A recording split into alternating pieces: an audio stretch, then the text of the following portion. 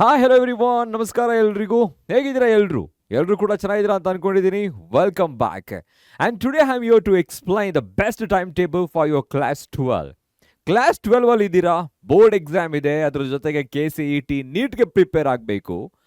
So college ಇರುತ್ತೆ, online ಕ್ಲಾಸಸ್ಗಳಿರುತ್ತೆ, so call tuition, ಈ ಎಲ್ಲದಕ್ಕೂ ಕೂಡ ಟೈಮ್ ಮ್ಯಾನೇಜ್ಮೆಂಟ್ ಮಾಡಬೇಕಾಗತ್ತೆ, ಟೈಮನ್ನು ಮ್ಯಾನೇಜ್ ಮಾಡಬೇಕಾಗತ್ತೆ. ಸೊ ಯಾವ ಥರ ಟೈಮ್ ಮ್ಯಾನೇಜ್ ಮಾಡಬೇಕು and what are the criteria we need to follow to make such a timetable? So ನಾನು ಇವತ್ತು ಈ ಸ್ಟ್ರಾಟಜಿ ವಿಡಿಯೋಲಿ ಅದನ್ನು ನಿಮಗೆ ಎಕ್ಸ್ಪ್ಲೈನ್ ಮಾಡ್ತೀನಿ, ಓಕೆನಾ? So class 12 best study time table for you, okay? And while we are making timetable, it's very important to make sure all these criteria are the parameters. ಇವೆಲ್ಲವೂ ಕೂಡ ನಿಮ್ಮ ಟೈಮ್ ಟೇಬಲಲ್ಲಿ ಇನ್ಕ್ಲೂಡ್ ಆಗಿರಬೇಕು. ನಾನು ಕೂಡ ನಿಮಗೆ ಸಜೆಷನ್ಸ್ ಕೊಡ್ತೀನಿ, ಯಾವ ಟೈಮಲ್ಲಿ ಯಾವ ಚಾಪ್ಟರ್ನ ಅಥವಾ ಯಾವ ಸಬ್ಜೆಕ್ಟನ್ನು ಓದಿದ್ರೆ ಒಳ್ಳೆಯದು ಅಂತ ಹೇಳಿ. And here it is tips for effective preparation for the examination. ಅದು ಬೋರ್ಡ್ ಎಕ್ಸಾಮ್ ಆಗಿರ್ಬೋದು, KCET ಆಗಿರ್ಬೋದು, ಇಲ್ಲ ಅಥವಾ ನೀಟ್ ಎಕ್ಸಾಮ್ ಆಗಿರಬಹುದು. ಯಾವ ಥರ ಟೈಮ್ ಟೇಬಲನ್ನು ಮೇಕ್ ಮಾಡಬೇಕು ಮತ್ತು ನಮ್ಮ ಪ್ರಿಪ್ರೇಷನ್ ಹೇಗಿರಬೇಕು, okay? So look at here, consistency, stick to the time table as closely as possible.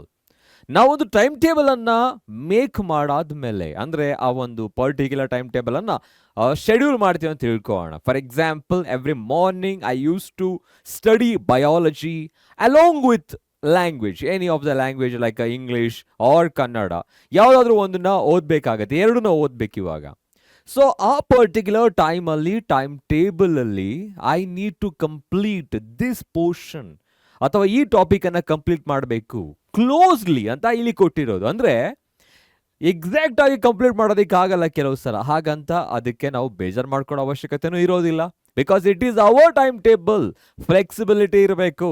ಅದಕ್ಕೆ ಸ್ಟಿಕ್ ಆನ್ ಆಗಿ ಕಂಪ್ಲೀಟ್ ಆಗಲಿಲ್ಲ ಅಂತ ಹೇಳಿದ್ರೆ ಸ್ಟ್ರೆಸ್ ಮತ್ತು ಆಂಗ್ಸೈಟಿ ತೆಗೆದುಕೊಂಡು ಹೆಲ್ತನ್ನು ಹಾಳು ಮಾಡ್ಕೋಬಾರ್ದು. ಸೊ ಹಾಗಾಗಿ we are trying to close all the topics within the time table or the schedule if possible. So ಅದಕ್ಕೆ ಸ್ಟಿಕ್ ಆನ್ ಆಗೋಣ. ಆಗಲಿಲ್ಲ ಅಂದರೆ ತಲೆ ಕೆಡಿಸ್ಕೊಳ್ಳೋ ಅವಶ್ಯಕತೆ ಇರೋದಿಲ್ಲ, ಬಟ್ ಕನ್ಸಿಸ್ಟೆನ್ಸಿ ಆಗಿರಬೇಕು. ಆ ಕನ್ಸಿಸ್ಟೆನ್ಸಿಯನ್ನು ಮೇಂಟೈನ್ ಮಾಡಬೇಕಾಗತ್ತೆ. Second one, breaks are very important. ಯಾವಾಗಲೂ ಕೂಡ ನೀವು ಕ್ಲಾಸಲ್ಲಿ ಇದ್ದಾಗಲೂ ಕೂಡ ಕೇಳ್ತಿರ್ತೀರ, ಸರ್ ನನಗೆ ಬ್ರೇಕ್ ಬೇಕು, ಇವಾಗ ಬ್ರೇಕ್ ಬೇಕು, 2 periods ಆದಮೇಲೆ ಬ್ರೇಕ್ ಬೇಕಾಗತ್ತೆ, 2 hours ಆಫ್ ಕ್ಲಾಸಸ್ ಆದಮೇಲೆ, ಹೌದಲ್ಲ? ಸೊ ಈ ಥರ ಬ್ರೇಕ್ಸ್ಗಳು ನಮ್ಮ ಟೈಮ್ ಟೇಬಲಲ್ಲೂ ಕೂಡ ಇರಬೇಕು, ಅದು ಪ್ರೊಡಕ್ಟಿವ್ ಆಗಿರಬೇಕು. ಸೊ ಹಾಗಿದ್ರೆ ಬ್ರೇಕ್ಸ್ ಅಂದರೆ ಏನಿಲ್ಲಿ? Take regular short breaks to avoid burnout. ಯಾವುದೋ ಒಂದು ಕಾನ್ಸೆಪ್ಟು. ಸೊ ಎಕ್ಸಾಂಪಲ್ ತೆಗೆದುಕೊಳ್ಳೋಣ, ಮಾಲಿಕ್ಯುಲರ್ ಬೇಸ್ ಆಫ್ ಇನ್ಹೆರಿಟೆನ್ಸ್ ಅಲ್ಲಿ ಯಾವುದೋ ಒಂದು ಟಾಪಿಕನ್ನು ಓದ್ತಾ ಇರ್ತೀರಾ, and again you are reading the topic, but you are not able to understand. ಅರ್ಥ ಆಗ್ತಾ ಇಲ್ಲ, ಏನು ಮಾಡಬೇಕು ಇವಾಗ? ಸೊ ಇನ್ನೊಂದ್ಸಲ ಓದಿದ್ರು ಕೂಡ ಪದೇ ಓದಿದ್ರು ಕೂಡ ಅರ್ಥ ಆಗಿಲ್ಲ ಅಂತ ಹೇಳಿದ್ರೆ, we better to take a small break, short break ತೆಗೆದುಕೋಬೇಕಾಗತ್ತೆ. ಸೊ ಆ ಶಾರ್ಟ್ ಬ್ರೇಕ್ ಕೂಡ ಪ್ರೊಡಕ್ಟಿವ್ ಆಗಿರಬೇಕು. ಹಾಗೆ ಸುಮ್ಮನೆ ನಾರ್ಮಲ್ ಆಗಿ ಒಂದು ವಾಕ್ ಹೋಗೋದಾಗಿರ್ಬೋದು, ಅಥವಾ ನಾವು ಕಂಟಿನ್ಯೂಸ್ ಆಗಿ ಬುಕ್ಸ್ಗಳನ್ನು ಓದೋದ್ರಿಂದ, ಡಿಸ್ಟೆಂಟ್ ಆಬ್ಜೆಕ್ಟ್ಗಳನ್ನ ನೋಡೋದ್ರ ಮುಖಾಂತರ ಸೊ ಏನಾಗುತ್ತೆ, ಪ್ಯೂಪಿಲ್ ಡೈಲೇಟ್ ಆಗುತ್ತೆ. ಸೊ ಈ ಥರ ಒಂದು ರಿಲ್ಯಾಕ್ಸೇಷನ್ ತಗೋಬೇಕಾಗತ್ತೆ. So short break should be there to avoid the burnout, okay? So next, health ಕೂಡ ತುಂಬ ಇಂಪಾರ್ಟೆಂಟ್ ಆಗುತ್ತೆ. ನನ್ನ ಹೆಲ್ತೇ ಸರಿ ಇಲ್ಲ ಅಂತ ಹೇಳಿದ್ರೆ ನಾವು ಏನು ಓದಿದ್ರು ಕೂಡ ತಲೆಗೆ ಹೋಗ್ತಾ ಇರೋಲ್ಲ, ಓಕೆ? ಒಂದು ಕ್ಲಾಸಲ್ಲಿ ಕೂತಿರ್ತೀವಿ, ನನಗೆ ಮಾತ್ರ ತಲೆನೋವು ಬಂದಿರುತ್ತೆ, ಎಲ್ಲರೂ ಕೂಡ ಆರಾಮಾಗಿ ಲೆಸನ್ ಕೇಳ್ತಾ ಇರ್ತಾರೆ. ಆ ಟೈಮಲ್ಲಿ ಬೇರೆಯವರ ಸಿಚುವೇಶನ್ ನನಗೆ ಅರ್ಥ ಆಗಲ್ಲ, okay, how they are enjoying this class ಅಂತ. ಜೊತೆಗೆ you are not able to concentrate over that class, ಅಥವಾ ನೀವೇ ಸ್ಟಡಿ ಮಾಡ್ತಾ ಇದ್ರೆ ಆ ಟಾಪಿಕ್ ಮೇಲೆ ಕಾನ್ಸಂಟ್ರೇಟ್ ಮಾಡೋದಕ್ಕಾಗಲ್ಲ. ಇದಕ್ಕೆ ರೀಸನ್ ಇಷ್ಟೇನೆ, ಇಲ್ನೆಸ್ ಅಂತ ಹೇಳ್ತೀವಿ. ಅಂದರೆ ಆ ಒಂದು ಇಲ್ನೆಸ್ ಅನ್ನೋದು, ಅದರಲ್ಲಿ ನಮಗೆ ಏನಂತ ಹೇಳ್ತೀವಿ, ಹೆಲ್ತ್ ಸರಿ ಇಲ್ಲ, ಅಪ್ಸೆಟ್ ಆಗಿದೆ, ಡಿಪ್ರೆಷನ್ ಆಗ್ತಾ ಇರುತ್ತೆ. ಸೊ ಹಾಗಾಗಿ ಹೆಲ್ತ್ ತುಂಬ ಇಂಪಾರ್ಟೆಂಟ್ ಆಗುತ್ತೆ. ಆ ಹೆಲ್ತನ್ನು ಮೇಂಟೈನ್ ಮಾಡೋದಕ್ಕೆ ಫುಡ್ ಕೂಡ ತುಂಬ ಇಂಪಾರ್ಟೆಂಟ್ ಆಗುತ್ತೆ, ಹೆಲ್ದಿ ಫುಡ್, ಓಕೆ? ಸೊ ಹೆಲ್ತಲ್ಲಿ maintain a healthy diet and ensure proper sleep. 6 to 8 hours proper ಅಂತ ಹೇಳ್ತೀವಿ. Of course it depends on person to person, vary ಆಗುತ್ತೆ, ಆದರೆ ಮೇಂಟೈನ್ ಮಾಡಬೇಕಾಗತ್ತೆ. 6 to 8 hours or 7 to 8 hours ತೆಗೆದುಕೊಳ್ಳಿ. ಅಷ್ಟು ಅವರ್ ತುಂಬಾ ನಮ್ಮ ದೇಹಕ್ಕೆ ಸ್ಲೀಪ್ ಬೇಕಾಗುತ್ತೆ, okay? So that is nothing but the health and revision ಕೂಡ ನಮ್ಮ ಟೈಮ್ ಟೇಬಲಲ್ಲಿ ಇನ್ವಾಲ್ವ್ ಆಗಿರಬೇಕು, ಇನ್ಕ್ಲೂಡ್ ಮಾಡಿ. ಎಕ್ಸಾಂಪಲ್ ಹಾಫ್ ಆನ್ ಅವರ್, ಈಗ ನಾನು ಹೇಳಬೇಕಂತ ಹೇಳಿದ್ರೆ half an hour PYQ discuss ಮಾಡೋದು, ಇಲ್ಲ ಅಂತ ಹೇಳಿದ್ರೆ ಎಂಟೈರ್ ಟಾಪಿಕನ್ನು ಮಾರ್ನಿಂಗಿಂದ ಈವ್ನಿಂಗ್ ತನಕ ಏನು ಓದಿರ್ತೀರಾ ಅದನ್ನು ರಿವೈಸ್ ಮಾಡೋದಾಗಿರ್ಬೋದು. So regular revision is crucial to retain information. Retaining is very important. ಈಗ ಎಕ್ಸಾಂಪಲ್, ನನಗೆ ಪ್ರತಿದಿನ ₹1 ಸಿಗ್ತಾ ಇರುತ್ತೆ ಅಂತ ತಿಳ್ಕೊಳ್ಳೋಣ. Okay, every day I am getting ₹1 from my parent. ಅದೇ ₹1 ನಾನು ಏನು ಮಾಡ್ತೀನಿ, every day I am spending that, ಮತ್ತೆ ಸ್ಪೆಂಡ್ ಮಾಡ್ತಾ ಇದ್ದೀನಿ. Okay, finally after 30 days, okay, how much money do you have? ಎಷ್ಟಿದೆ ನಿಮ್ಮ ಹತ್ರ? 0. ಯಾಕೆ ಅಂದರೆ ತೆಗೆದುಕೊಂಡಿದ್ದನ್ನು ಮತ್ತೆ ನಾನು ಏನು ಮಾಡಿದ್ದೀನಿ, ಸ್ಪೆಂಡ್ ಮಾಡಿದ್ದೀನಿ.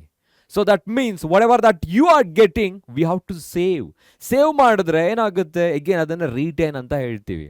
ಅಂದರೆ ನಾವು ಉಳಿಸಿದ ಹಣವನ್ನು ಗಳಿಸಿದ ಹಣ ಅಂತ ಹೇಳ್ತಾರೆ. ಅಂದರೆ ಯಾಕೆ ಹೇಳ್ತೀನಿ ವರ್ಡ್ ಅಂತ ಹೇಳಿದ್ರೆ, whatever that we are save ಮಾಡ್ತಾ ಇರೋದೇ ಅರ್ನಿಂಗ್ ಅಂತ ಅರ್ಥ. So whatever that you are retaining year, ನಾವೇನು ತಲೆಯಲ್ಲಿ ರಿಟೈನ್ ಮಾಡ್ಕೊಳ್ತಾ ಇದ್ದೀವಿ, that's nothing but the learn and earn. ಅಲ್ಲಿ ಕಲಿತಾ ಇದ್ದೀವಿ, ಜೊತೆಗೆ ಗಳಿಸ್ತಾ ಇದ್ದೀವಿ. Revision is very important for this one. So revision ಇರಬೇಕಾಗುತ್ತೆ ರೆಗ್ಯುಲರ್ ಆಗಿ, ಅದ್ರ ಜೊತೆಗೆ ಡೈಲಿ ಬೇಸಿಸ್ ಅಲ್ಲಿ ನಾವು ಅದನ್ನು ರಿವೈಸ್ ಮಾಡಬೇಕಾಗುತ್ತೆ. ಮಾಕ್ ಟೆಸ್ಟ್ ತುಂಬಾ ಇಂಪಾರ್ಟೆಂಟ್. ಮಾಕ್ ಟೆಸ್ಟ್ಗೂ ಪ್ರಾಕ್ಟೀಸ್ ಟೆಸ್ಟ್ಗೂ ಆ ಥಿನ್ ಲೈನ್ ಆಫ್ ಡಿಫರೆನ್ಸ್ ಇದೆ. ಮಾಕ್ ಟೆಸ್ಟ್ ಮಾಡುವಾಗ ಟೈಮ್ ಲಿಮಿಟ್ ಅನ್ನು ಇಟ್ಕೋಬೇಕು. ಅಂದ್ರೆ ಪರ್ಟಿಕ್ಯುಲರ್ 60 minutes ಅಲ್ಲಿ 60 ಕ್ವೆಶನ್ಸ್ಗಳನ್ನ ಸಾಲ್ವ್ ಮಾಡಬೇಕಾಗತ್ತೆ. ಸೊ ಆ ಟೈಮನ್ನು ಇಟ್ಕೊಂಡು ನೀವು ಟೆಸ್ಟನ್ನು ಬರೆದ್ರೆ ಅಥವಾ ಮಾಕ್ ಟೆಸ್ಟನ್ನು ಅಟೆಂಡ್ ಮಾಡಿದ್ರೆ that increases or improve the speed and accuracy, ಎರಡೂ ಕೂಡ ಇಂಪ್ರೂವ್ ಆಗುತ್ತೆ. ಎಕ್ಸಾಂಪಲ್, ನಿಮ್ಮ ನೀಟ್ ಅಥವಾ KCET ಎಕ್ಸಾಮ್ ಪೇಪರ್ಗಳನ್ನ ನೋಡಿದ್ರೆ ಗೊತ್ತಾಗುತ್ತೆ. They are asking N number ಅಂತ ಹೇಳಿದ್ರೆ ಕೌಂಟ್ ಮಾಡೋಕೆ ಆಗದೇ ಇರೋಷ್ಟು ಏನಲ್ಲ. Okay, you can say 15, 20 or 25. ಯಾವ ಥರ ಟೈಮ್ ಕನ್ಸ್ಯೂಮಿಂಗ್ ಕ್ವಶನ್ಗಳನ್ನು ಕೇಳ್ತಾರೆ. Example, statement based questions, reason and assertion and reason, or you can say matching type of questions ಗಳನ್ನ ಕೇಳಿದಾಗ we need some time to read all those options, right? ಅದಕ್ಕೆ mock test ತುಂಬಾ helpful ಆಗಿರುತ್ತೆ. So Mach ಟೆಸ್ಟ್ಗಳನ್ನ regular basis ಮೇಲೆ practice ಮಾಡಿ. ಜೊತೆಗೆ flexibility, ಯಾವ flexibility ಇರಬೇಕು? Adjust the time table as needed based on your progress and comfort level, comfortness ಜೊತೆಗೆ progress. ಈಗ ನಾನು ಚೆನ್ನಾಗಿ ಓದಿದ್ದೀನಿ, ಬಯಾಲಜಿಯನ್ನು ಓದಿದ್ದೀನಿ, ಏನು ಮಾಡಬೇಕು? ಬಯಾಲಜಿಗೆ ಟೈಮ್ ಟೇಬಲಲ್ಲಿ ಟೈಮನ್ನು ಕಡಿಮೆ ಕೊಟ್ಟು ಯಾವುದು ಸ್ವಲ್ಪ ಕಾಂಪ್ಲೆಕ್ಸ್ ಅಂತ ಅನಿಸುತ್ತೋ ಆ ಒಂದು ಸಬ್ಜೆಕ್ಟನ್ನು ಅಲ್ಲಿ ಇಟ್ಕೋಬೇಕಾಗತ್ತೆ.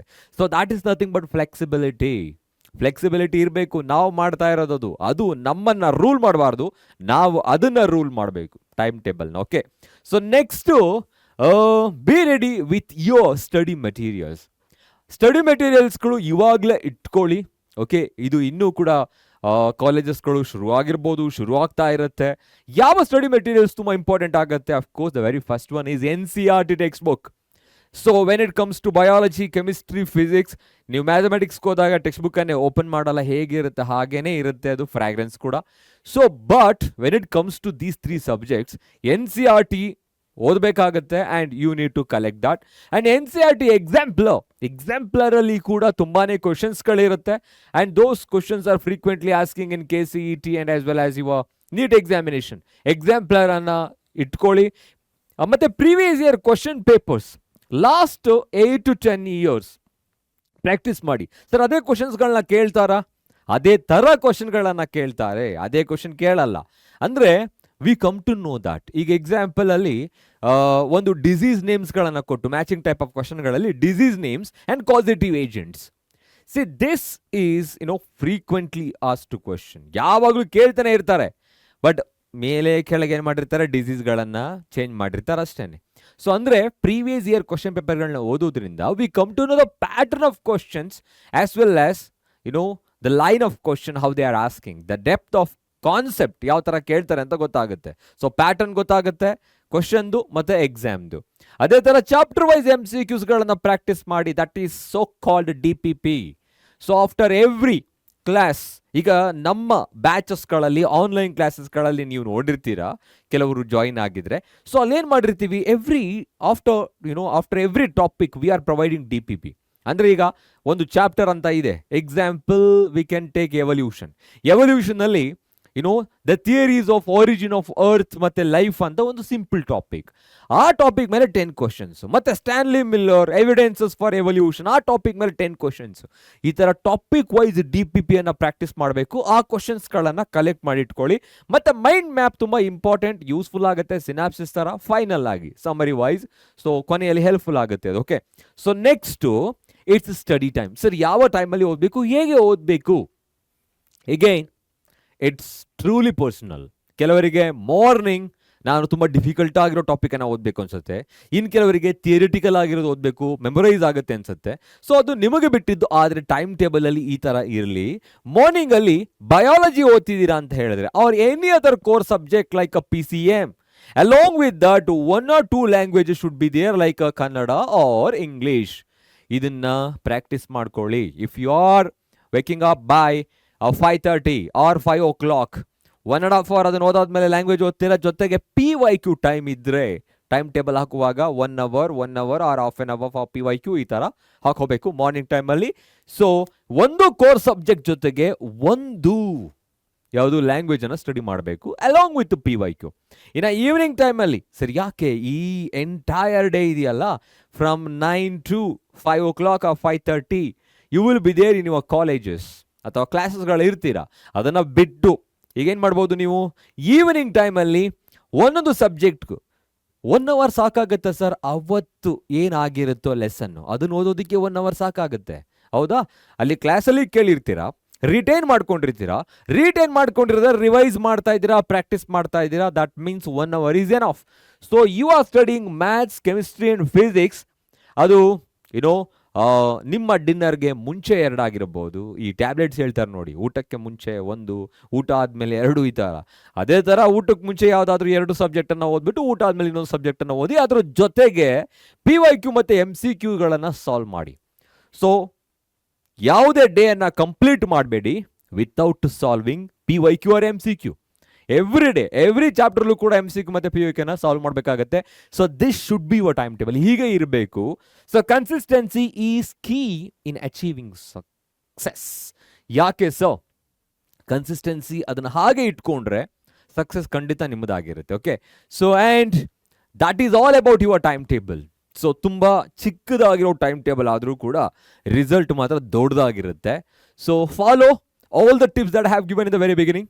ಏನು ಟಿಪ್ಸ್ ಕೊಟ್ಟಿದ್ದೀನಿ, ಅದು ಟೈಮ್ ಟೇಬಲ್ನ ಮೇಕ್ ಮಾಡುವಾಗ ಏನು ಕನ್ಸಿಡರ್ ಮಾಡಬೇಕು, ಆ ಟೈಮ್ ಟೇಬಲ್ ಫ್ಲೆಕ್ಸಿಬಿಲಿಟಿ ಇರಬೇಕು. ಟೈಮ್ ಟೇಬಲ್ ನಮ್ಮನ್ನು ರೂಲ್ ಮಾಡಬಾರ್ದು, ನಾವು ಅದನ್ನು ರೂಲ್ ಮಾಡಬೇಕು. ಸಬ್ಜೆಕ್ಟು ನಮ್ಮ ಹಿಡಿತದಲ್ಲಿರಬೇಕು. Okay, and all the best for you all.